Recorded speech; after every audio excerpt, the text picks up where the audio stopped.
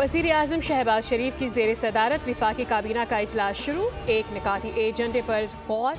वज़ीर दाखिला की तहरीक इंसाफ के मुजाहिरीन के खिलाफ ऑपरेशन और अमन व अमान पर ब्रीफिंग।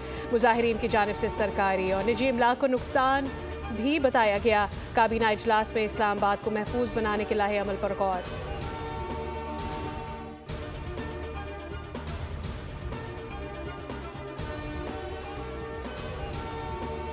और भगोड़ों की जानिब से हलाकतों का दावा बेबुनियाद है। लाशों का प्रोपेगेंडा शुरू किया गया। विफाकी वज़ीर दाखिला मोहसिन नकवी की मीडिया से गुफ्तगू। कहा, बगैर एनओसी अफगान शहरी 31 दिसंबर के बाद इस्लामाबाद में नहीं रह सकता।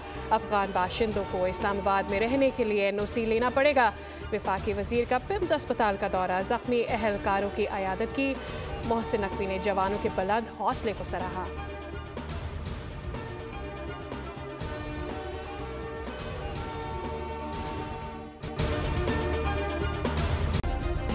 सब्सक्राइब करें और बेल दबाएं ताकि कोई खबर रह न जाए।